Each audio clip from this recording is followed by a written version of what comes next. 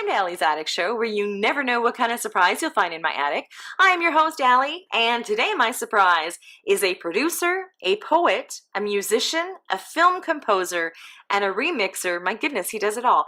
Please welcome melodywhore. Hello. Hello. How are you? I'm doing good. How are you? I am doing awesome. I'm doing awesome. So, okay, first off, let's talk about the name, because I've had people look at me like weirdly when I say, "Oh, Melody Whore is coming on my show." Explain Melody Whore, because I know what it means. Actually, well, there was this some time back in 2000, or early 2000. I was actually in the process of moving from like a physical keyboard rig to a completely PC based music production process, and so I was kind of having to shift gears, and I was in the process also new project, why not? So it all started. The name that I came up with initially, I wanted it to be controversial, but of course I wanted it to really, I guess explain in some way, the kind, where this music was coming from, what kind of music it was. And the initial name that I came up with was actually Melodies of Horror.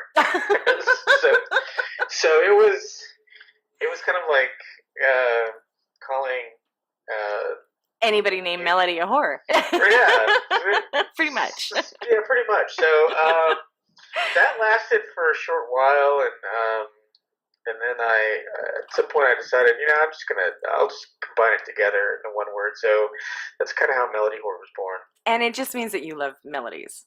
A lot of my stuff is very melodic, and I do like the marriage of sound and putting different things together. So that's definitely a yes. Gotcha. Good. Okay. Well, yeah, I knew what it meant. So now I just wanted to explain, because some people, when I said that you were coming on, they're like, "What is his name?" Anyway, what you do is amazing. When did you start this journey? Let's see. I remember being a teenager and wanting to start a band with my friends. And of course, my friends probably were interested in it for about 5 minutes, and then that was about it. As I think I got my first keyboard when I was 17. It was like a Yamaha home keyboard. Just made sounds, couldn't really record or do anything interesting. So, but I've always really been interested in electronic sounds, and as long as I can remember, just listening to music, and that's kind of where my journey started. When I was 18, I acquired a Korg keyboard, a Korg M1. I don't know if we can product place here, but yeah, of course you can, by all means. So so I got a Korg keyboard, an actual professional pro gear, I guess is how you put that. I also was using an Atari 1040 ST computer as a sequencer, and the Korg actually has an 8-track sequencer in it. So being multi-timbre is the technical term. Yeah, you're talking French, but yes, go on. Right. But you can play more than one sound at the same time out of this one keyboard. Because I think, this was back in, I want to say 87, 88. Okay. I'm kind of familiar with those keyboards, actually. Right. Just playing with them, but yeah, okay. Yeah, so it was definitely, allowed me to put different sounds together. I did use both the Atari sequencer and the M1 sequencer, just from time to time, but that was kind of where it started. And initially I would just write music, play it for my friends. They'd go, their comments were, "Wow, that sounds a lot like Depeche Mode," or they'd say, "You know, that sounds like mood music," or "That sounds like I could hear that in a film." So those are the kinds of initial responses that I got.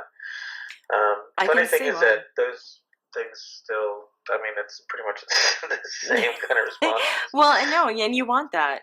So, Yeah. okay, so I'm going to read your bio just because I love this. So, Melody Horror is a dark, moody electronic stairwell you climb, starting at the bottom and building up into grand steps and canyons. And that's exactly how it starts.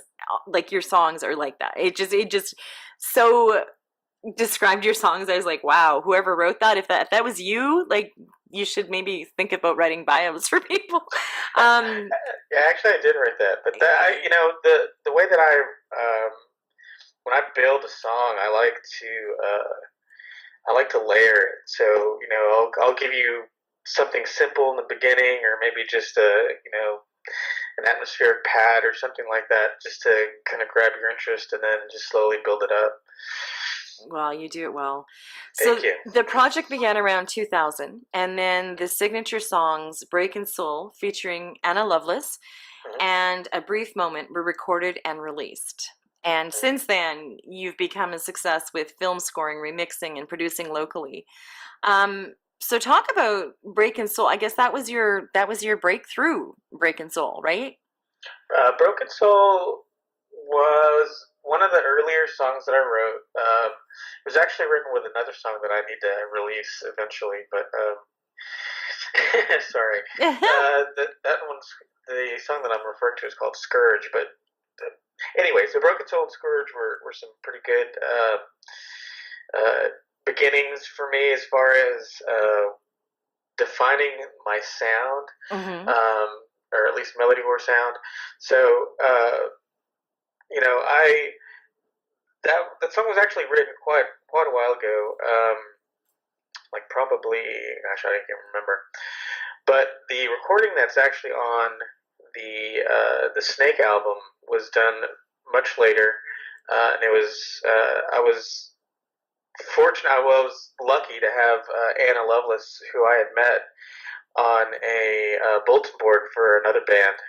Um, but we were, just uh, you know, I mean, we'd never really met in person actually, but so online, we were good friends, and I asked her if she would do vocals for this track, and she's been in, I mean, well, obviously she's uh, a vocalist herself, a musician. She's had projects like, gosh, Doxy was one of her projects. Anna Lovelace, of course, she's out there. You can find her on um, Spotify, and all the streaming places, I'm sure. Hmm. But interesting fact about Anna Lovelace is she's the mother of Hey Violet members Rena Lovelace and Nia Lovelace. Both their Awesome. Yeah, Wow. so That's little cool. A little little fun bit of tidbit of trivia. information Yeah. there. Okay, so then since then, like I said, okay, so film scoring, you've had some of your music in films or That I've composed. Well, I guess both, because I've had melody horse songs in a film, and then I've composed the music for two independent films. oh, okay. Can you talk about the films or no? Because now I'm curious, but you don't have to. You don't have to. There's there were um, one was from a company called Second Impact Entertainment, and that was actually a Vancouver company. But somebody I had met online, Greg Milne. He was one of the co-directors in the film. Without Light is the film title, and I Okay. believe you can find this film on Amazon. Although I'm not sure, it's been a while since I've looked for Okay. Well, it. that's But exciting. And so did you get to see the movie and hear your music? oh yeah, I mean, I definitely. I mean, I was. It was the. Well, Without Light was my first experience doing a an independent, a full feature film, Mm-hmm. and it was pretty interesting. I mean, they were sending me scenes, and I'd have the scene there, and I'd come up with something, and I'd send it to them, and they'd either say that's cool, let's tone it down, or that's not cool, and write something else. That's awesome. I think that would be awesome to be watching a movie and hear your own music. I still think it's cool that people can actually hear the music on the radio. Like that would be like an out of body experience, I think. Um, It's a bit surreal. yeah, right?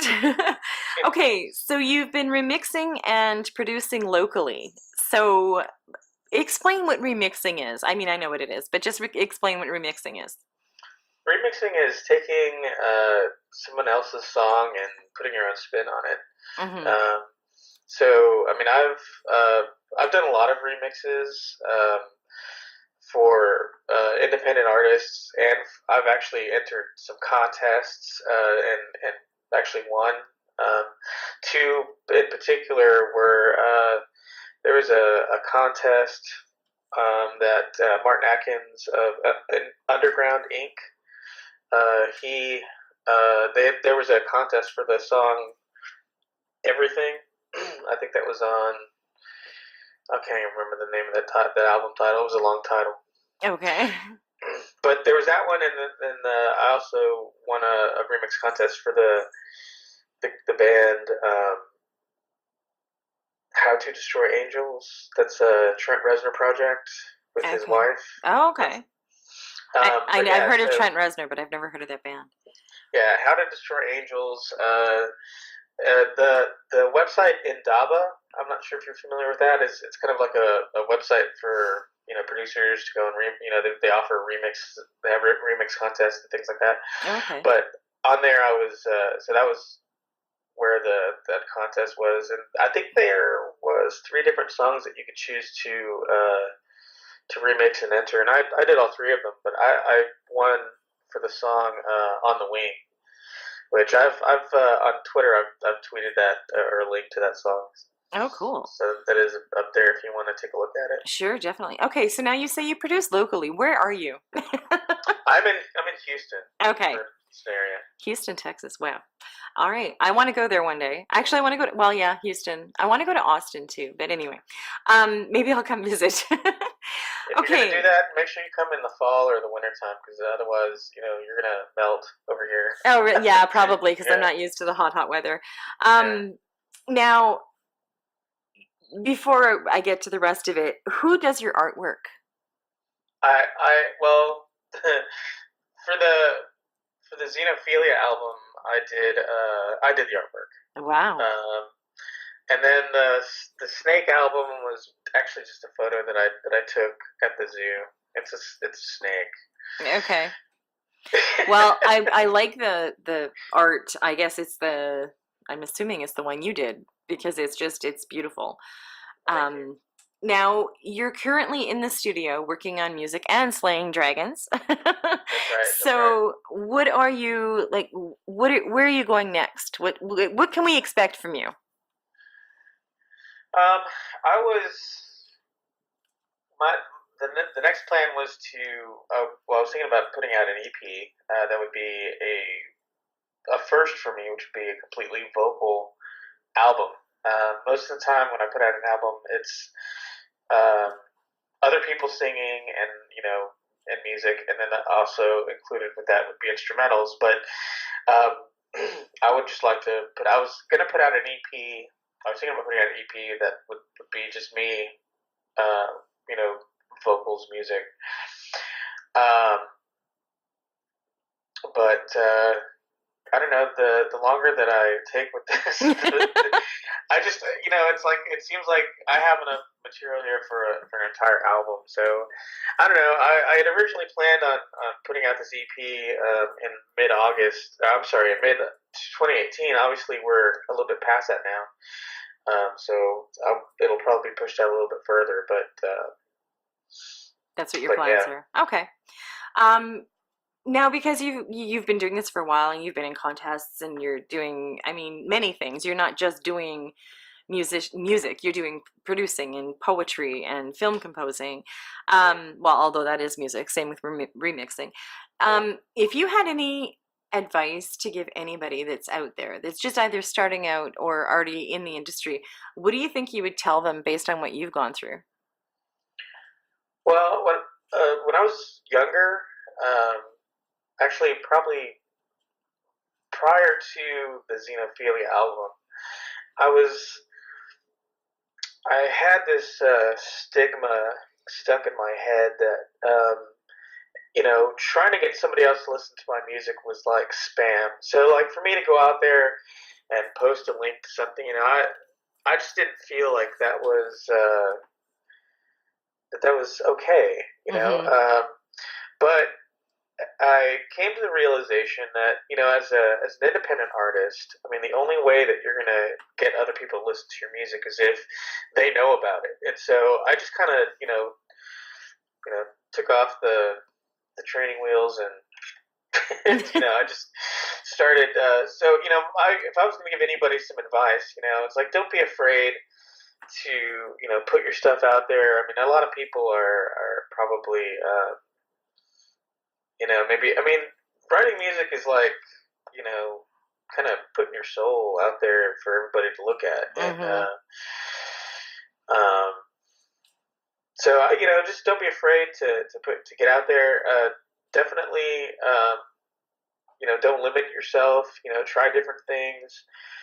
Um, One of the best ideas I heard for promotion was to have a laundromat listening party, and that's where you go to a laundromat, or I guess you organize this where you're going to go to the laundromat, people can go there, and you're going to pay to wash and dry their laundry while they listen to your music. Oh my God. That's, I mean, that's kind of, yeah, I mean, it's a bit off kilter there, and actually, I'll give credit to Martin Atkins for that. Martin Atkins from PIL and Ministry fame.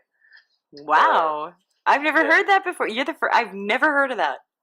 yeah. I mean, it's. I think it was. He had. That's something he put in his first book, which I think is titled "Welcome to the Music Business. You're fucked." So, Oh my goodness, that is so apt. Oh my God. Okay. yeah. So yeah. I mean, and then a lot of his advice, a lot of things that he definitely there's resources out there for you. Definitely look into that. Um, another good piece of advice is don't, if you're out there looking for a paycheck, you're not going to find it. You got Mm-hmm. to go out there and you got to make contacts, and you have to talk to people. You have to be, well, you have to, get to know people, and you're going to relate to other people because that's just the way we are. We're human. Yeah, So, exactly. that's definitely what I would recommend. I mean, if the money will come, It, just make yes. sure get out there and put yourself out there and make yourself available because one of the hardest things for an independent musician is to get someone else to listen to your music. Yeah, definitely. Well, that's great advice. I like that. And I love the laundromat thing. I never heard of that before. Okay, so what two songs are we going to hear? We are going to hear "Moan Pleasure Sin," and we're also going to hear "All Along." And that's featuring That Vox Lucius, right? that is correct. Okay. Yes. Now, I'm just going to say this quickly. Um, when I listen to your music, the first thing, like, one of the things I love about music is it can transport you Mm-hmm. or it can make you feel a certain way. Your music, if I close my eyes and I listen to your music, I picture a dark place with people like, stacked, like side by side by side by side, Mm-hmm. dancing and dancing just really slowly and erotically. And you know what I mean? That's just the Yes. picture I get when I hear your music. So if that's what you're going for, you hit it. You did Yeah, it. there is somewhat of a sexual vibe to my stuff. Yeah. Yeah, definitely. I kept that PG. I kept him Gotcha. up. But yeah, that's exactly where it transported me. And I was like, my eyes were closed and I was swaying and I was just like, oh my God, I love it. Absolutely love it. Um, You can find you all over social media. You can download, you can purchase your music pretty much everywhere online, right? Wherever you people buy their audio online. Um, and we can find you on social media on Facebook, Instagram, and Twitter. Um, I want to say thank you so much for coming. I could talk to you forever. I want to say thank you. I say that to so many people, and it's so cool because it's true. Because you click with some people, right? And you just want to talk and talk and talk. Um, You got my any Skype now, so. Yeah, exactly. We'll be talking. If you ever like something new happens and you want to come back on the show, you know how to get a hold of me. Sure. If you want me to help promote singles, I have a page on my website called Allie's Odds and Ends where I throw up artist singles and help promote them. I want to say thank you so much for sharing your music, number one, because I absolutely love it, and for coming on my show, Melody Whore. I wish you the best success, and thank you so much. Well, thank you. You're welcome anytime. And thank you for joining me on Allie's Attic Show. Keep checking my website because you never know what kind of surprises you'll find in Allie's Attic. Cheers.